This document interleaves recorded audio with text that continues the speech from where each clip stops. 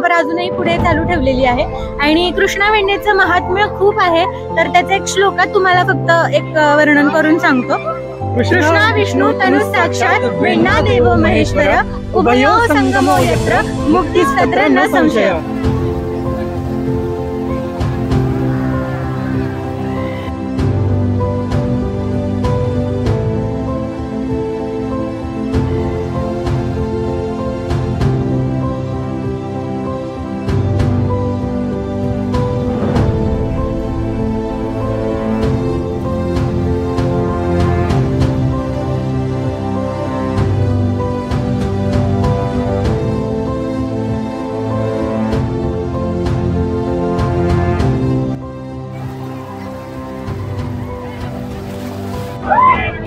नमस्कार मित्रांनो, आज आपल्या या एपिसोडमध्ये आपण साताऱ्यातील माहुली या ऐतिहासिक गावात आहोत।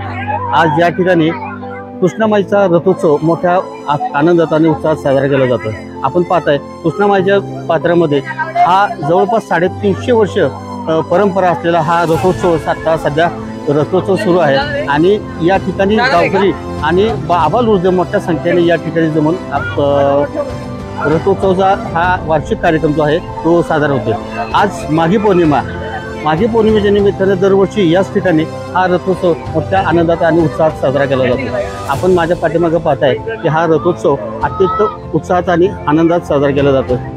ते रथोत्सव परिसरातील नागरिक मोठ्या संख्येने या ठिकाणी भेट देत असतात। हा वार्षिक रथोत्सव श्री कृष्णामाईचा रथोत्सव असतो।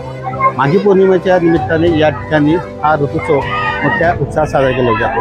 माघी पौर्णिमेचा हा जो रथोत्सव आहे, हा रथोत्सव पाहण्यासाठी या ठिकाणी पर जिल्ह्यातून पर राज्यातून लोक येत असतात। आपल्यासोबत या गावातील काही स्थानिक ग्रामस्थ आहेत, आपण त्यांच्याकडून थोडीशी या रथोत्सवासंदर्भात थोडीशी माहिती घेऊया। नमस्कार, काय सांगाल या रथोत्सवाबद्दल? काय सांगाल, म्हणजे एकंदरीत कधीपासून सुरू आहे, काय आहे, नागरिकांना कळावं असं काय सांगाल?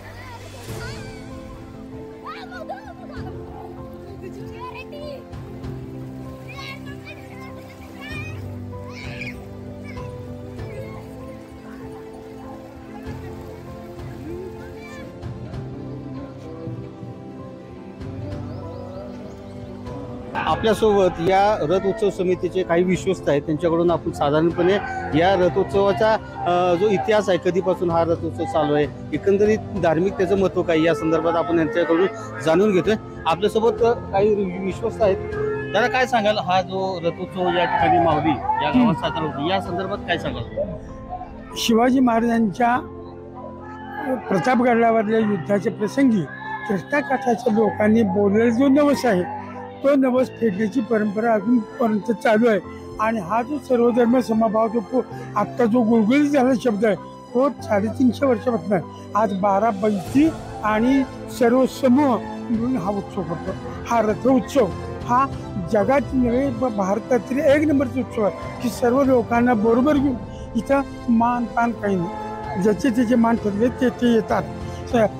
मशालीवाले, शिंदे, पारखीवाले, कोळी, हापदागिरी जाणणारे कारागीर, हा उत्सव किती दिवस चालतो? 5 दिवस चालतो। माघ शुद्ध एकादशीची पौर्णिमा, पौर्णिमेपासून आतापर्यंत, एकादशीपासून आतापर्यंत पौर्णिमा आहे आणि आता महाकुंभ चाललेला आहे। महाकुंभच्या स्नानाचं एक महत्व आहे आणि नेमकं आजचा हा रथोत्सव आहे आणि एक सुवर्ण अशी पर्वणी आलेली आहे, तिकडे कुंभात स्नान चाललेलं आहे आणि या रथोत्सवाच्या निमित्ताने लोकांनी कृष्णामाईमध्ये स्नान केलेलं आहे, एक वेगळं पर्वणी मिळालेलं आहे। अजून काय सांगाल या गावाबद्दल किंवा या रथाबद्दल? नियमाप्रमाणे कथा, कीर्तन, 2 वेळची 2 जेवणं आणि हळदी, महिलांसाठी खास हळदी सर्व। या रथाबद्दल काय सांगाल? हा रथ जो बांधलेला आहे हा कुठल्या लाकडापासून बनलेला शिसवाच्या लाकडापासून बनवलेला आहे. वर त्याला चांदीचा कळस आहे. कृष्णा वेण्णा मूर्ती 3 मजली इमारत आहे. 3 मजली तो आहे. 3 मजली रथ आहे. आज 350 वर्षापासून रथ चालला आहे आणि अजूनही पण तो चांगला आहे. त्या रथामध्ये जी मूर्ती स्थापन केलेली आहे कृष्णामाईची का वेण्णामाईची कुणाची मूर्ती आहे? कृष्णाबाई आणि नेमकं पाण्यामध्ये ज्या ठिकाणी संगम आहे या ठिकाणी हा संपूर्ण वेण्णेतनं कृष्ण जातो. कृष्णेतनं पुन्हा दक्षिणेकडे जाऊन कोण राहतो. तिथे कृष्णाबाईची आरती होती आणि मग रथ. आज हे त्याचं वैभव आहे. कृष्णाबाईचं रथात बसणं हे तिचं वैभव आहे. रथाची 2 चाकं चांगली चालली तर रथ जसा चांगला तसं प्रपंचाच्या दृष्टीनं ते चांगलं असतं. म्हणून हा रथोत्सव सर्व संपन्न आहे. आज प्रत्येक घरातला माणूस ना माणूस या इथं रथाला येतो.